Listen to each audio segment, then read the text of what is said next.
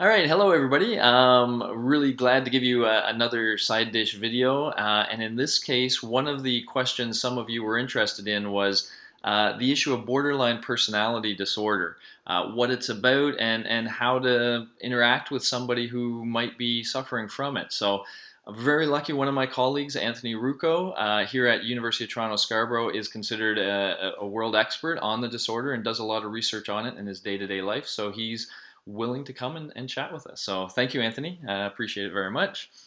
Maybe Thanks for we could having just me. start by you giving us a sense of what the disorder is and how you would maybe recognize it in somebody. Okay. So, borderline personality disorder, like other personality disorders, is characterized by symptoms in four main domains. So, they are in the area of emotion regulation, impulse control, identity or self concept, and interpersonal relationships. So, people with BPD tend to have difficulties in some and oftentimes all of these areas of functioning.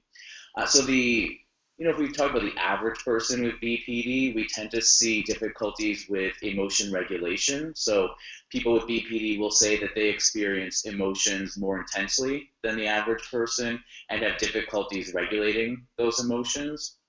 And related to that, they will talk about difficulties with impulsivity. So, especially when they're experiencing a really disturbing or distressing emotion, they might do things that are not characteristic for them. So, maybe binge eating to the point that they have to throw up or their stomachs hurt, or and this is another symptom of the disorder, they may actually physically harm themselves.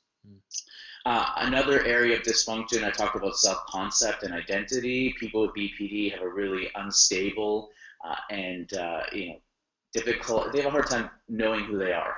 We see it in lots of different ways. So, for example, they might say that they don't know how to act in different situations, and they'll be a chameleon.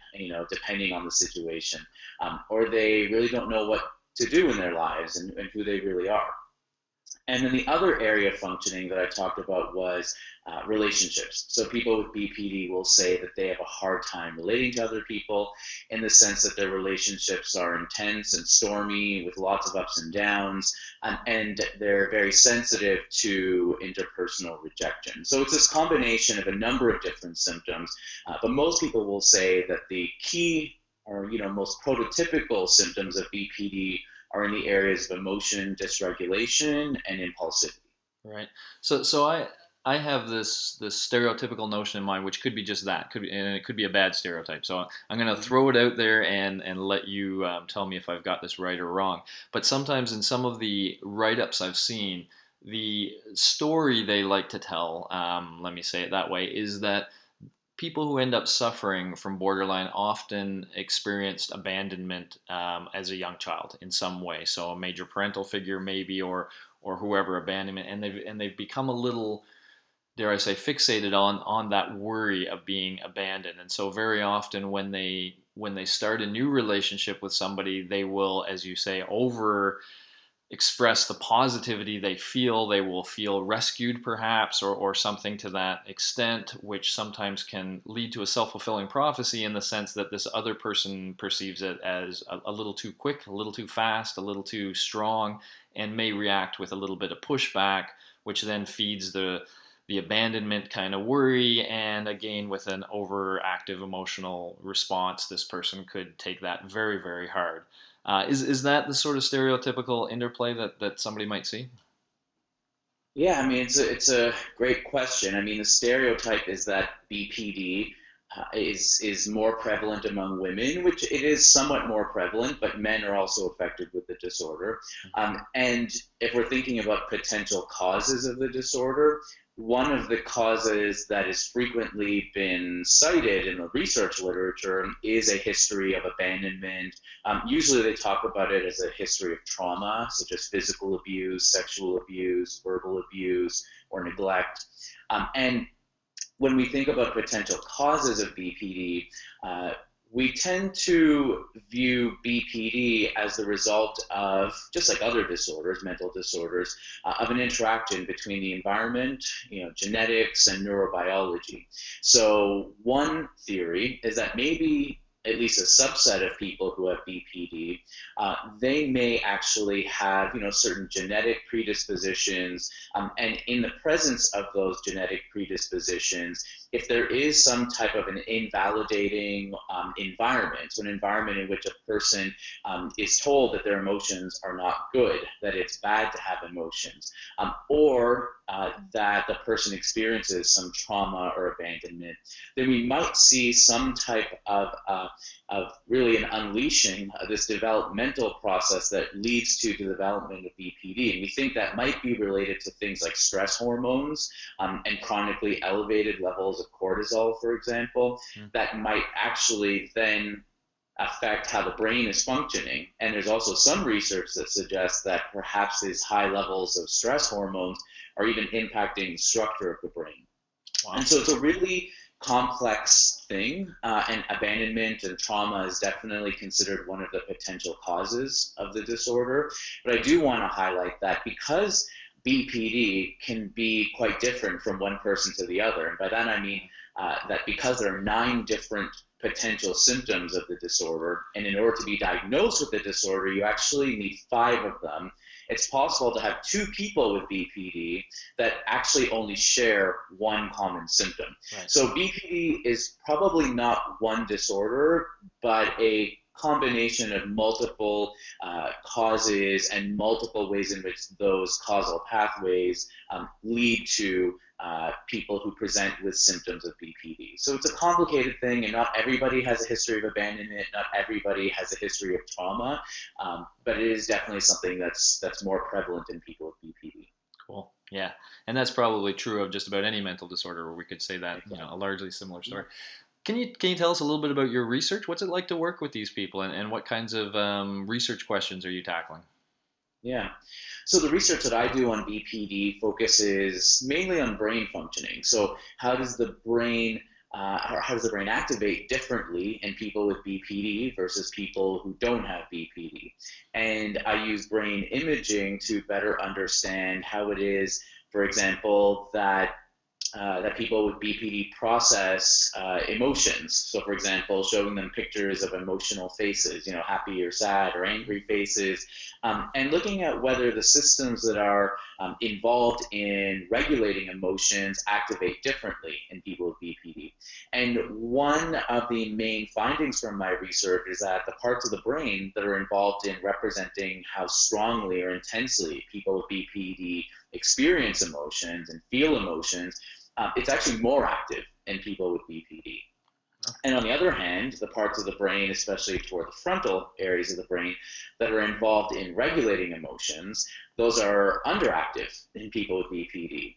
So this research helps us better understand what might be some of the neural underpinnings of the disorder, and we may be able to use this research to maybe even intervene. So for example, research that I'll be starting very soon is actually using a brain stimulation technique it's a technology at the Center for Addiction and Mental Health here in Toronto. We might be able to actually improve symptoms of depression and suicidality in people with BPD by directly stimulating those parts of the brain that I talked about. So there's some interesting research being done.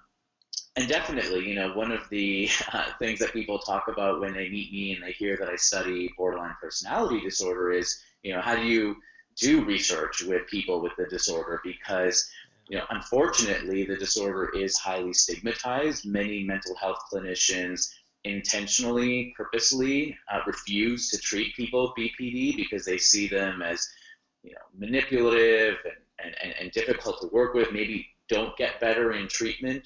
But we know today that people with BPD actually do get better with treatment, and that stigma actually impacts how well they do in treatment. And treating people with BPD as everyday people who occasionally go through difficulties, personal difficulties, emotional difficulties, is the best way to look at these people, because the more that we can, be kind, and involve people in BPD research, the more we can understand it and hopefully better treat it. Yeah, cool. I had this analogy in my mind when you were talking about stronger emotions but less emotional regulation. I have dogs, and one of my dogs is tricky to control at the best of times. But I was imagining somebody who had a dog that was particularly difficult to control, mixed with poor abilities or dogsmanship, if you will. That's sort of Yeah. the deadly sort of double whammy these guys are getting. Yeah, and everybody has difficulties at some point in their lives, and on a day-to-day basis, when you're feeling emotional, it may impact your ability to control yourself. It's that people with BPD, it may be that much worse. Yeah. But the good news is that the more that we get access to people, access to treatment for people with BPD, we've actually shown in recent research that the parts of the brain that are involved in controlling behavior actually increase their activation through one of the most common treatments for BPD. So there's hope. Just because the brain may activate differently doesn't mean that you can't change that, including using a psychotherapy. So the brain does change, and it's plastic. It changes through therapy, and so people do get better, which is contrary to some of the stereotypes about the disorder. Yeah, very cool. Excellent. I think I just have one more question for you, which is it could be that some of the people watching this video feel some of the symptomology themselves, or it could be that they know others and come into contact with others who may be suffering from this disorder. Any words of wisdom about what such a person might do? Yeah. Well, I mean, I think the best advice is, first of all, if you are a loved one a loved one actually has a disorder, the important thing is to be supportive and understanding, that, the person is definitely most likely going to be going through ups and downs in their lives. But if they're not in treatment, it might be, a good piece of advice to recommend that they see a counselor. Again, it's a difficult disorder to understand and actually diagnose, because many people don't usually, believe it or not, assess the disorder. When somebody goes in for depression, for example, a mental health professional doesn't always ask about borderline personality disorder because it is a complex disorder, and there aren't as many people who are expert in identifying the disorder. So if somebody does see these types of difficulties, and they haven't seen a mental health professional, it's probably a good piece of advice to go in and see a counselor. And again, if a loved one has a disorder, being understanding and supportive is always a good way to move forward. Excellent. Well, listen, Anthony, I appreciate your time. Thank you very much. And I think I will want to speak for others and say we also appreciate your work, especially with respect to helping a population of people that may find it difficult to find allies at times. So thanks for what you do as well. Thank you. Alrighty. See you later, man.